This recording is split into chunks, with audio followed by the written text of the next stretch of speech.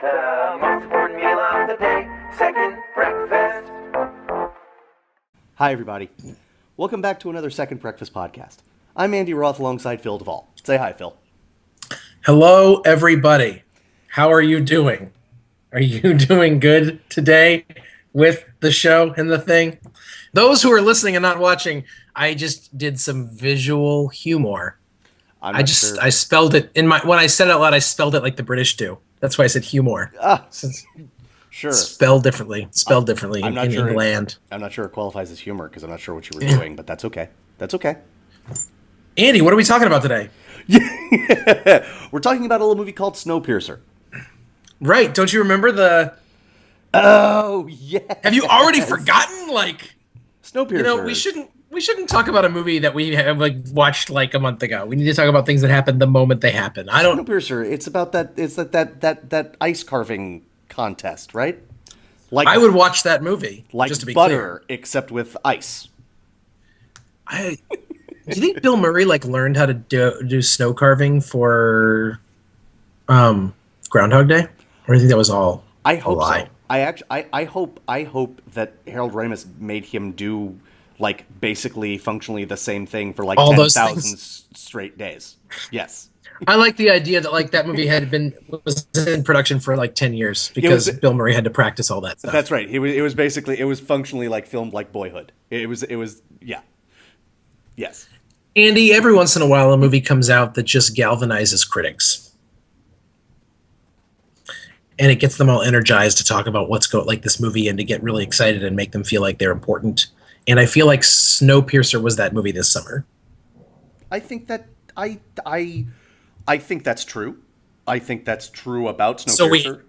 So we have to talk about it because we also need to feel important. That's true. That's true. Man, if this podcast doesn't make me feel important, I have so little. There's just so little. Okay, so can I throw down the premise of Snowpiercer? Please do. I'm just skipping past it because I think it's true. No, okay. I'm going to throw down the premise here, and then we're going to talk about this movie. And there's going to be spoilers. Are we spoiling or not spoil? I mean, no, we can spoil. Maybe the first couple minutes we won't, but folks. Okay, so first couple minutes. You know what? I bet people will let you know. We'll let you know. Okay. So what we're going to tell you now is the premise of the movie, which if you don't want to hear that, you just need to not listen to this podcast today. Right.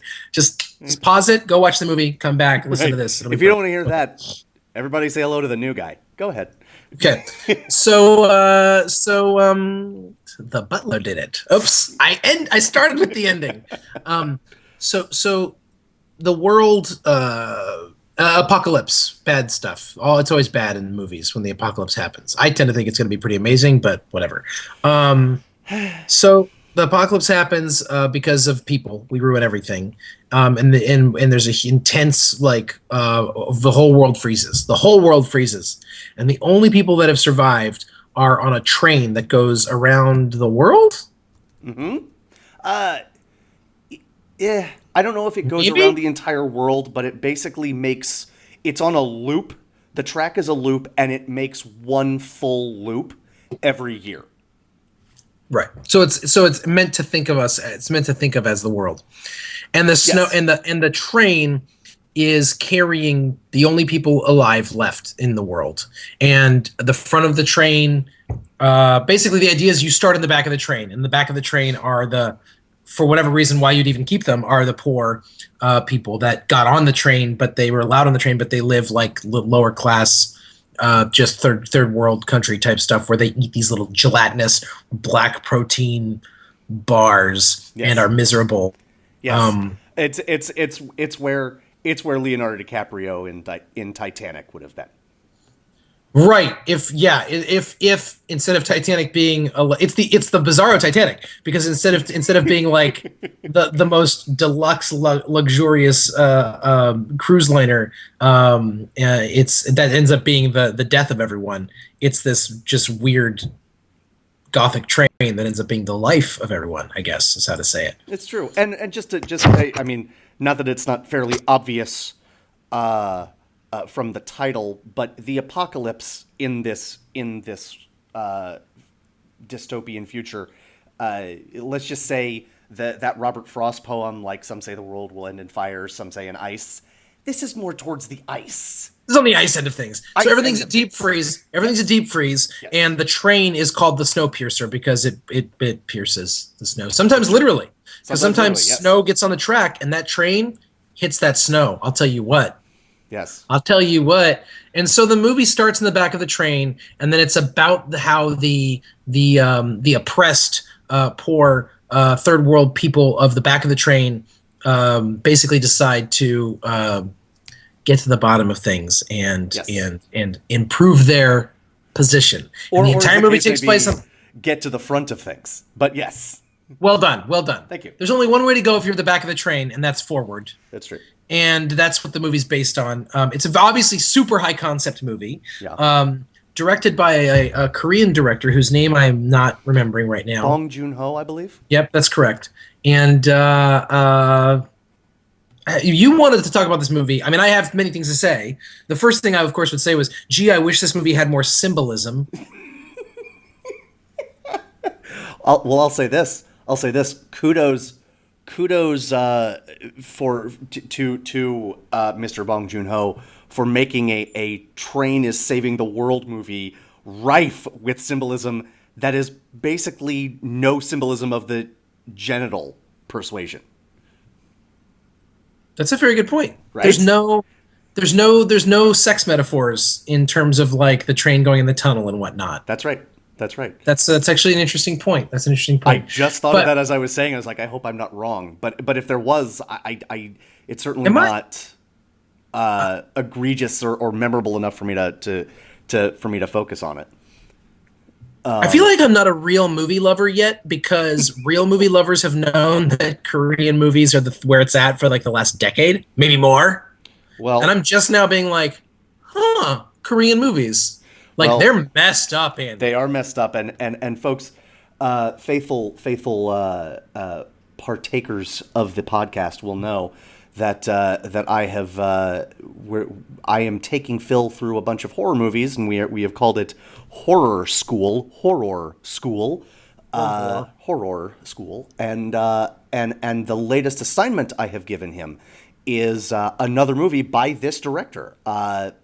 Bong Joon-ho, a monster movie, a Korean monster movie, named The Host, titled The Host. It is interesting because again, Korean director. Two of the stars of The Host are the two Korean stars of Snowpiercer, but this is not a Korean language movie. No, it is. It is. They do speak American in this movie. Thank God. I didn't feel like reading. I'm not gonna lie. If I wanted to read, I'd grab a magazine. Am I right? Right. Just kidding. The magazines I get don't have articles. It's ridiculous. I read it for the pictures. So yeah. So here's the deal. It is. I'm still on the. So what Phil said. Phil, you're absolutely right. This movie was like loved on by critics to an almost absurd degree. Like even critics who were like didn't say it was one of the best movies of the year still talked about it like it was really important. Like I was like, I have to see this movie I've never heard of now. I have to. Like I felt like I was supposed to. I was being compelled. Yes. The power of Wesley Morris compels you. The power of Wesley Morris compels you. Yeah, it's true. It's true. And so I have to say this. Like, I loved this movie. I really enjoyed it. I thought it was really well made. Okay. But I feel like people need to pump the brakes a bit. I do. I feel like people need to pump the brakes a bit. Can't. Yeah, it's like they're so excited about inventiveness and creativity in the summer that they're like, this is gonna make like top 10 lists. Right. But that being said, like, I partook in, well, not all. I mean, look, in the summer where Transformers Age of Extinction of the Dark Side of the Moon Part 17 Magnetic Boogaloo made over $1 billion with a B billion dollars. Oh, I'm gonna vom. the idea that this movie could exist at all, and be a legit action picture. That's true. That's an And excellent I point. almost just wish we'd talk about like we can do it. You know what? Let's set the narrative. This is what's interesting to me about this movie. This is what's interesting to me about why it's worth talking about. This is why people should be watching it if they want to. Is it's essentially an action movie. I mean, it's a message movie, and it's like it is equal parts message movie and action movie. Which right there, American action movies just aren't doing that. They just aren't. That's just not a thing they're doing at the moment. Only 0%. Yes, that's right. That's right. Right. I mean, they have these sort of disaster movies that are meant to be message movies, but come on, stop. Right. Roland Emmerich, stop destroying the planet. Ugh, I didn't even want to say his name, but that's exactly who I was thinking of. I know. Okay. But like this guy, this is a legitimately creative and artistic venture that is also an action movie. Let me clarify earlier my earlier comment about pumping the brakes. Here's the deal.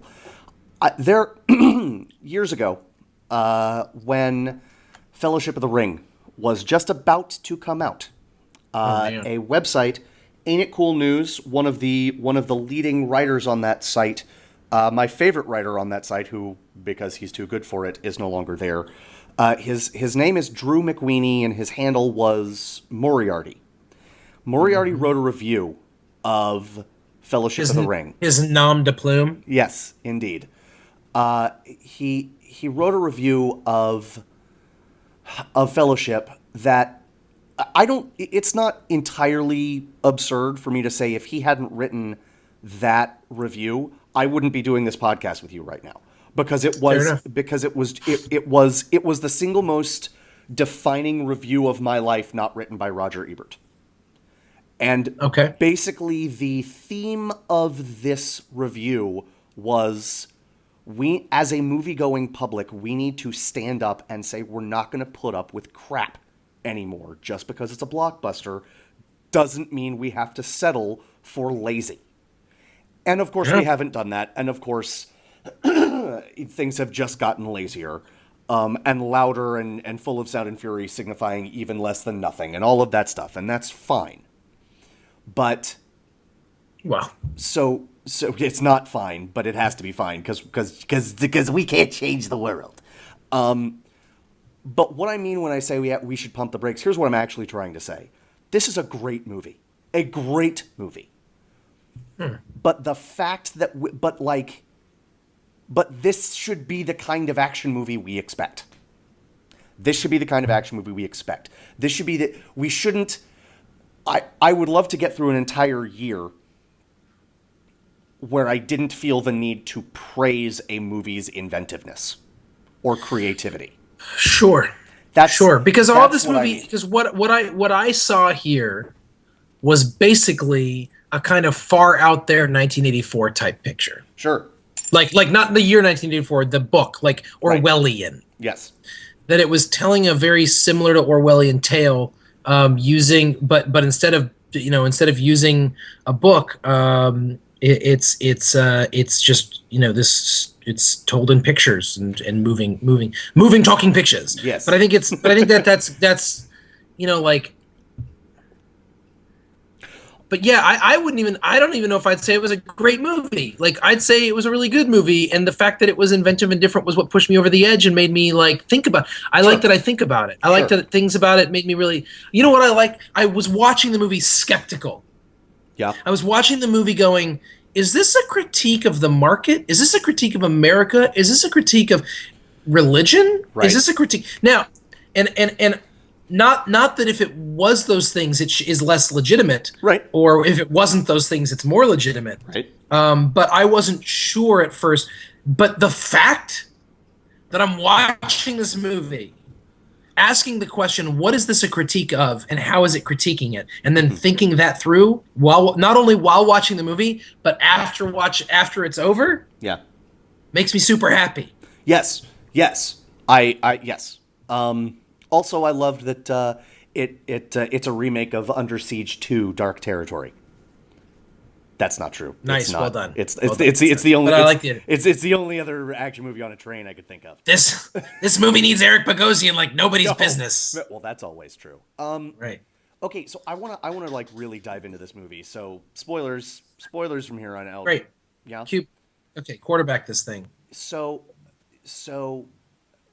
I I loved like the art direction in this movie, and that's another thing. It's an action movie, and it is like, yes, it is a message movie on all that stuff, but it is an action movie first and foremost, and I love that I can praise the art direction in an action movie. How like the set decorator who did both the grimy start of the movie at the beginning of the train, or at the back of the train, through that weird like too antiseptic classroom. That was Yep. creepy on all sorts of levels, even before Allison Pill pulled out the machine gun. Like, creepy. Yeah. Yeah. Can we yeah. pause and just say thank God for Allison Pill? Oh yeah, she's great. She's great. Okay. You know what? That's where I want to start. Actually, with the art direction's wonderful, and I could talk about it for a year. I couldn't, but I could talk about it for a while. But let's talk about the acting, because the acting was not better than we deserve, but better than we usually get, certainly in action movies. And because they were real characters, Yep. every character had a reason. Yes. Every character had a being. They were like an actual person. There was no that's the thing I noticed is I didn't feel like anyone was getting thrown away. Right. I didn't feel like there were throwaways. Yes. I felt like you felt the humanity of every single person, good and bad. Yes. And in between. And so to me, like, and they just it's like, which is great because essentially it's a fable. Mm-hmm. Is it a fable? Well, because the ending is there's some ambiguity in the way it ends. I think. I mean, is there? But I think it's a moral fable. Well, maybe the ambiguity is not the right word. Because here's the deal. Here's what I think happens. I think the people who survive the train, and we're fully into spoilers territory. Basically, there are two people in the world left alive. I can't imagine them surviving a month. I'm just gonna throw that out there. Like, okay. I can't like. Well, I'd love I was to be thinking more of it. optimistic. I thought about it differently, and I was like, because there was like one that was older, and then one that was like really young, Mm-hmm. like a little boy, and like a 20-something-year-old girl or whatever. Yeah. And I looked at my wife, and I was like, "Oh, it's so weird. They're gonna have sex someday." It's true. That I think that That's the plan. If there are only two people left on the earth, and there's a man and a woman, and you have the things to do that, you don't. It's not like you're like, well, does this not my person type. fulfill my desires? Right. No, that's true. You need two of you have a responsibility. Get it done. Okay. So there's one of two possible, and I guess this is the sort of the definition of ambiguity. There's one of two possible futures: they die within a month, or they do it a lot in like a decade to repopulate the globe. But the see, this is where like this is why it's the kind of movie that it is like the idea is that humanity has survived, and that's true. We're going back to basics with two. That's fair. Like that's fair. It's the new Adam Yes. and Eve. Yeah, you're right. You know? You're right. So I mean, I wouldn't survive more than a day. Right. So right. Oh, no- it's freezing, no and just problem. because it's not cold enough for me to literally die the second I leave the train, it's freezing. But the only other living thing I see is a polar bear who's got to be hungry. Okay. Gotta be. This should work out fine for everybody. I'm about to die. Why couldn't I have died in the train crash? like please. The train crash was a little. I feel like the movie falls apart a little at the end. Ed Harris as as evil sci-fi Willy Wonka, while he was great, like he played his part well. I agree with you. I think it doesn't. Yeah. It just doesn't. It's the least successful part of it for me. Although, Well, they were just all of a sudden they were just blowing things up, and I was like, well, that's oh sure, okay, yeah, okay. but But here's the deal, and here's another thing that I also felt like we saw the entire train, but then when they got to the front, I was like, "There's some things we didn't see. like There just have to be more rooms than that. That's all." sure, no, that's fair. Were there sections of the train we skipped, literally just like for places to sleep? I don't know. No, that's true. That's why That's why true. this movie is meant to be. The movie is meant to. It's all about symbols. It's all That's symbolic. true. It's That's all. true. It's not. You know. Because it was so successful at that, and because I do think it was successful symbolically, and I think it's and because the acting I think was better than we almost ever get in certainly in action movies, and better than we get in movies in general. But like I don't think the Ed Harris section was as successful, but I wouldn't cut it because I thought he was great, and I could listen to him playing that part talk to Chris Evans playing his part all day. It's literally. Let me just say this. We'll get relevant here. You know how Robin Williams holds Matt Damon in Good Will Hunting and says it's not your fault. I do. It is literally never Ed Harris's fault. That's true. It's never Ed Harris. If something goes wrong in a movie, it's not Ed Harris's fault. It's not. That's true. That's true. That's just. It might be someone else near Ed Harris. It might be a guy who looks like Ed Harris. But if Ed Harris, it's not Ed Harris's fault if something goes wrong in a movie. It's true. That's true. It's not his fault. Someone else's fault if something goes wrong. Yep. Ed Harris, Chris Evans, Tilda Swinton, Jamie Bell, Octavia Spencer. John Phenomenal. Hurt. John Hurt. How did I forget Yes. that? Alison Pill. The two Korean actors whose names I don't know, but they are both fantastic. Yes, Song Kang Ho is the guy. Okay. Is the dad. And I mean, and he's just he's great. Everybody. He's great.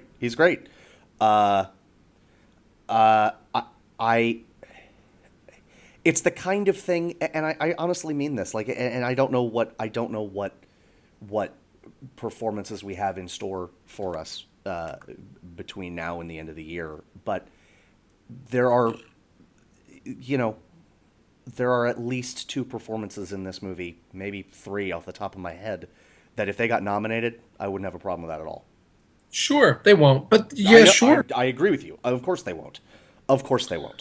But Chris Evans, like that, you know this. You know I've been a fan of his for longer than possibly any other straight man on earth. But I mean, I liked the dude in Cellular, for crying out loud. I liked the dude in, I mean, yeah, I'm just going to throw that out there. But I stand by that. I watched that. I know. I believe you. Have you seen it?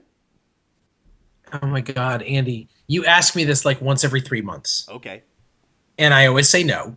And then you tell me about Kim Basinger and Chris Evans. And I'm not going to tell you about it. You know how to stop me from asking you if you've seen this movie in 3 months from now? Watch by the damn killing. movie. I was going to say by killing you. I mean, both of those would work. By slaughtering you in your sleep. That's how. That's the way. Those work. But not only, and I haven't seen he was in a movie recently called Puncture, where he plays a drug-addicted lawyer, and people were talking about a potential Oscar nomination for him late last year. And I haven't seen it, but I think, he's super hot. And he's and he's great as an action movie in a Marvel sort of frontman, but he is a talented actor, a really talented actor. And there is a monologue at the end of this movie that it's perfect. It comes at the right time. It's well written. It's impeccably acted. He just does he kills it. And this movie is this the monologue? Is this the monologue about how John Hurt loses his arm? Yes. Right. Yes, I'm with you. I'm with you. Yes. Where Chris Evans describes his demons, shall we say. It's well done. It's well done. And I know we're talking spoilers and stuff, But I want to save that, folks. Watch because there's no way we do it. I'm assuming if you're listening to this podcast, you've seen this movie, Snowpiercer. But yeah, I mean, it's just it's a great reveal, and it's really good. I like that. Yeah, I mean, I think for some reason I feel like it's I'm trying to figure out what my problem with this movie is, Andy. Okay. I mean, I'll say this. You know, we started this podcast by talking about how, like, everyone's like, oh, it's one of the best movies of the year and all this stuff and blah, blah, blah. I don't think I've seen 5 better movies this year. I'd have to look at my list. I just don't think I have. I mean, yeah. I mean, there's that. Andy, it's better than Let's Be Cops. Only by a mile. You know? And a half. Yeah. But the counter argument to that is this movie has a significant Damon Wayans Jr. deficit. I agree. And Jake Johnson. And Jake Johnson. No question. I'm trying to figure out how to put him in all the movies just for me. Right? No, totally. Totally. Yeah. But yeah, Well, so I'll keep talking, and you just interrupt me when you think you figured out what bothers you about this movie or something you want to talk about. Because there's another acting performance I want to talk about, and that is the almost unrecognizable Tilda Swinton. She is so weird in this movie. She is so weird. I'm so glad you said that, because I was thinking, like, it's not just you're like she's so weird in this movie, and I'm thinking when I was thinking about us talking about this movie, I was thinking about saying, like, I can't imagine anyone enjoying themselves making this movie more than Tilda Swinton. No. There's no one who enjoyed. There's no one who had a better time than Tilda Swinton making this movie. Yes, nobody. True. She looked like she was having a blast. It's true.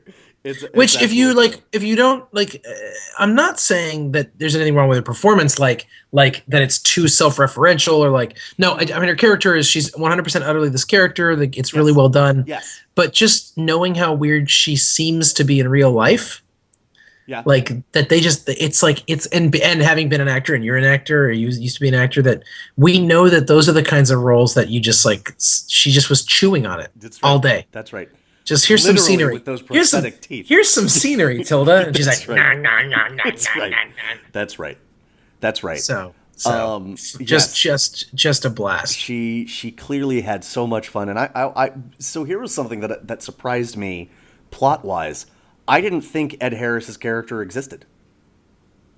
You know what I mean? Like yes. I thought he was going to be like. I was waiting for that as well, and there was a lot like a of Wizard little of things. Oz type of thing. I was waiting for them. I was waiting to find out that they. I was waiting to find out that they ate the children. Yes. They didn't. Yes. No. But that's what I was waiting to find out. No. Which again, if you are for some reason still watching this and have not yet seen the movie, doesn't mean they're treated well, but they are not food. They're not food. Right. But the way they were like, they did a lot of little hints to make you think. That's right. And then we're like, they just did the old switcheroony, which I'm fine with. That's good, because I prefer that you don't eat children. Here's a potential plot hole. Exactly how many roaches are on this train? I don't understand the roach situation at all. So again, if you haven't seen the movie, no, it's okay. Just like the protein globs, the floppy, vaguely phallic. These protein blocks are more phallic than the train in terms of symbolism. Like they're gross, but that's all the food that the lower class, the back end of the train gets. The reveal is not that Soylent Green is people. Spoiler. The reveal is not that Soylent Green is people. It's that the protein blocks are made up of like pureed bugs, pureed roaches. And I just like how like they've been on this train. Yes, so gross. But the 18th. They've been on the train for is it 18 years? It's 17, and then in the middle of that, you're right. It is like it becomes the 18th. Well, first of all, I'm comfortable with the listen. I'm comfortable with the idea that roaches can survive anything. That's kind of that thing. Sure. Yes. Agreed. and I'm comfortable with the idea that there would be roaches on the train. Right. Okay, which sounds like snakes on a plane, but isn't. Right. Also, by the way, if you said, Phil, do you want to see snakes on a plane or roaches on a? The answer is already snakes on a plane. Yes. Yes. I don't ever want to see roaches again. No, not ever. Have you seen Creepshow, the original Creepshow? Yes. I've only seen that one vignette once, and I was like 9, and I could from memory tell you what happens in it. Sure. Scalded with a hot iron of evil into my brain. Yep. Anyways, where the hell are all the roaches coming from? Because the train is moving really fast. So my point is, like, so many roaches. So many roaches. Here's the deal, though, and I want us to get over plot holes altogether. It's an allegory. Sure. It needs the amount that it needs to be realistic is very, very. It's like it just needs to be somewhat realistic. Like, it lives within that sort of realm of I don't know, whatever you'd call it. Right, like it's pseudo realistic. It's not fully realistic, and it's certainly not like naturalistic or anything. No, you're absolutely right. You're absolutely right. It was just like. Here's something. Here's something. One, is it an allegory? Is it just an allegory against totalitarianism? Do you think? I wouldn't use the word just, but yes. Okay. Like it. I think everyone and anyone making this movie would bristle at the idea that it's just one anything. Like, well, that's their problem. Right, but I don't necessarily think they're wrong because, as you say, literally every frame it has symbolism in it. Sure. I wondered for a little bit if there was some anti-religious, anti-God stuff in there. I think it's more. I think that might tie mostly into the totalitarianism, anti-totalitarianism. That sort of deification of an idea of a right. Yes. The other thing I would say, but that's what's weird to me. It's like, okay, this is something that's happening to me as a film goer now. This is why I can never be a critic. Okay. Because I can't even pretend objectivity. Sure. Is the main reason. Sure. But what that looks like for me personally is I can't divorce my own context away from things like this anymore. Okay. It's not an anti-God movie. But sure. God, as a character or even as an idea, is completely absent from it. It's and a movie, and hey, that's the movie the guy wanted to make. I don't think it's a failing of the storytelling in the sense that it's like, well, hadn't they thought about a God? That's not their fault for being secular. But for me, well, first of all, apocalyptic literature was primarily religious originally. And like for all this stuff to be there and for any kind of spiritual aspect, even if it's just spiritual questioning, even if it's like we used to believe in God but now we don't, even if it's like the stuff I disagree with wholeheartedly, to not engage it at all just for me falls flat. It's certainly like an interesting choice. It's a hole for me. Because interestingly, I feel like it. I don't know that I describe it as a whole, but it's something that I noticed, and it's actually something I noticed during the movie because it's clearly I mean these words get thrown around and they're not interchangeable, but it's clearly an allegory, it's clearly a fable, it's clearly a lot of a moral an object lesson, and of all of these things it is the flavor of it is apocalyptic, right? And even as someone who doesn't identify as religious, I recognize that I can think of very few truly apocalyptic works that don't even like take a moment to dismiss the idea of God. Right? Even Ghostbusters is like brings up the Book of Revelation, even if it's used improperly. Like it's still like it says like real wrath of God stuff. Like mentions it within like some sort of framework, not with the characters professing the religion, Right. Just that it's a recognition that this is part of our cultural context, which Right. again, so it's not a critique in my mind in the sense that, like, you know, maybe it's just, I mean, the guy who wrote its context may just be utterly unreligious. Sure. Yeah. And we live in a world that we live in a culture that is becoming increasingly non-religious, and so this may be something that we see more and more happening. But it creates a situation for me where I'm like, from a movie making standpoint, great work, guys. On a personal level, there's always a piece of me that's like, is this not even like remotely a question for y'all? Like, is it just not even? No one's broaching this. That was again, I don't want to call it a hole, but it was the thing that it held me back from loving it. Well, if I can say the exact same thing you did, but again from my less religious point of view, like it doesn't. I agree with you. It doesn't seem like a hole, but it seems like. It's weird because I don't think something was missing, because I agree with you. I think they made the movie they wanted to make, and he made the movie he wanted to make. But it was just a really interesting sort of like, oh, well, we're just I don't want to say it was depressing, although it was, because it certainly doesn't have a rosy view, even though, yes, to impose a religious story on it at the end, it is clearly the story of a new Adam and Eve. Even though I think they're probably eaten by a polar bear within 5 minutes but that doesn't change the fact that it is the story of a new Adam and Eve. Yep. So even though it ends happily, sort of, like even though it doesn't end pessimistically, the preceding 99.7% of the movie is almost unrelentingly depressing. Like when it's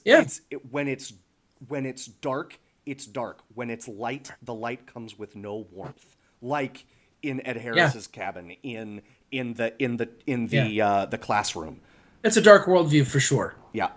Yeah, and that's, again, you know, they're welcome to do that. I don't think this is where I'm becoming increasingly religious as a person. I don't personally, and I don't need movies to be Christian. Like, that's not even, I want to make sure that people know that's not my point here. Like, I don't need movies to ascribe even to any religion.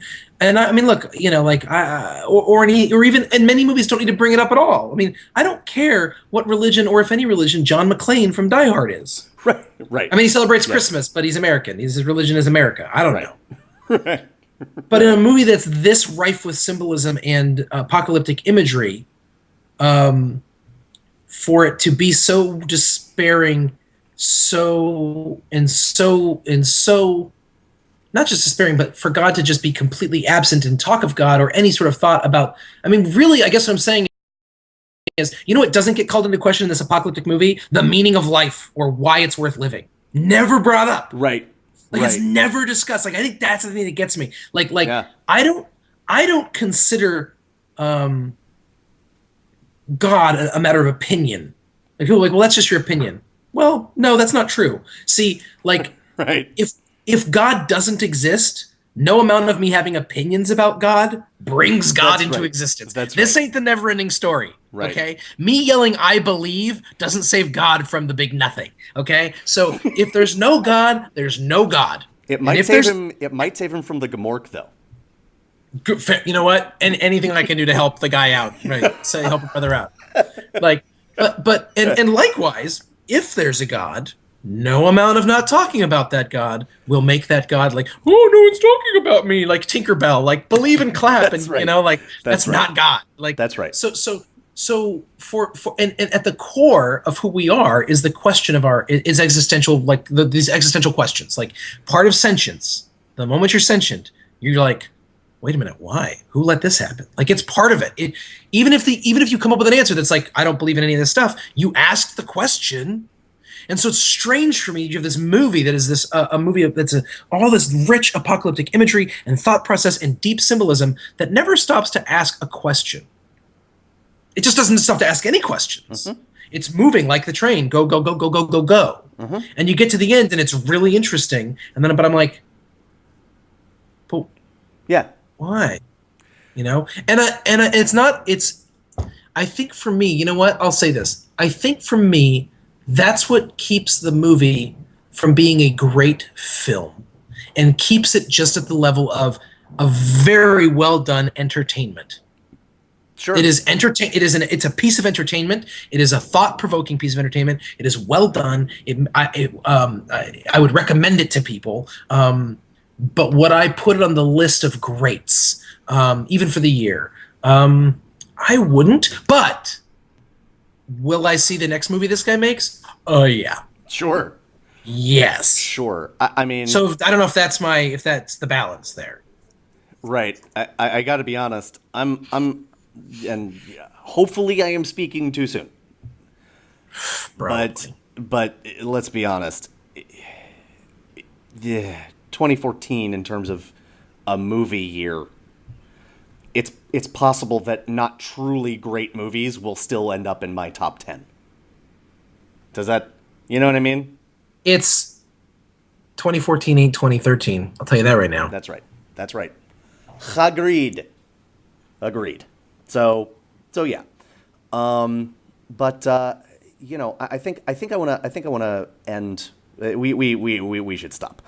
we're getting a little navel gazing, but I Well, wanna we have talk to about that. we have to navel gaze because the movie refuses to. That's fair. That's fair. Okay, I'm sorry. Go ahead. No. That's fair. And what I want to talk about is that I want to end with this, at least in terms of what I need to say about this movie. It's that, you know, if you're a longtime listener of the podcast, you know we have a tendency to, shall we say, get a little far down the rabbit hole. But it's not crazy to do it with this movie. Nothing that we have said in this podcast would make the filmmaker be like, whoa, just enjoy it, dude. This conversation and deeper ones. This movie was meant to prompt conversations like this one, and I want to recognize that and champion it, because it also includes just some kick-ass action sequences. So it has both, and I really appreciate that.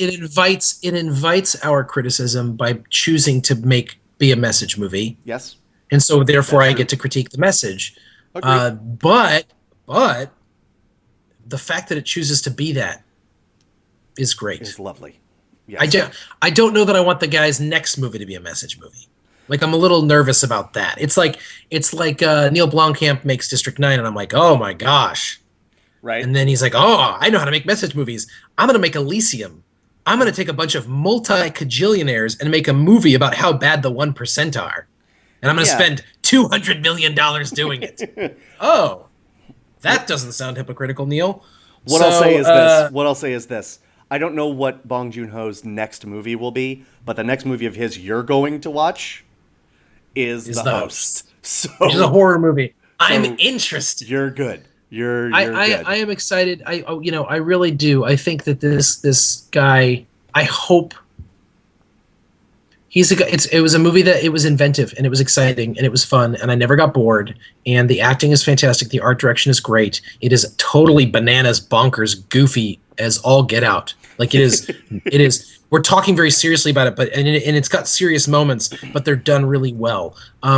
There's some issues. I think there's a lot. I think I'm not sure the people who wrote it are as smart as they think they are. Sure. But they're still. But you know what? But they're still smarter than Brett Ratner. So it works out. The only thing I have to say about that is, thank God. just sort of in general. In general. How could you? I think Snowpiercer. You know what? Let's look at Snowpiercer like the Book of Esther in the Bible. The Book of Esther never mentions God, but it's in the Bible, and it almost didn't make it into the Bible because of that. But sort of it got in, and one of the things that many rabbis would say was like the absence of the mention of God is proof of how important God is to the story. It's a very strange, backward way of doing it, but it's what they say, and it's sort of like, oh, God? Oh no, he's a given in this story. Right. And so let me just say, the fact that Snowpiercer was made is evidence enough of a loving God. Snowpiercer, they don't need to talk about God. The movie itself tells me that there is a God who's giving us a shot still. Just still throwing us some bones and seeing how we'll do with them. Even if the best possible scenario for the end of the Choose Your Own Adventure book is just to get devoured by a polar bear. I mean, with a hot Asian chick. Fair. Did you see how I went from like the philosophical, theological heights to just the depths? Just the depths of humanity. I'm a terrible person. I did see that, and I literally have no way to top that, so we got to stop. Well, good night, everybody. Good night, everybody. This will bring us to the end of another Second Breakfast podcast. I am Andy Roth, and that is Phil Duvall, and we will see you again real soon. Bye-bye. I know. The most important meal of the day, second breakfast.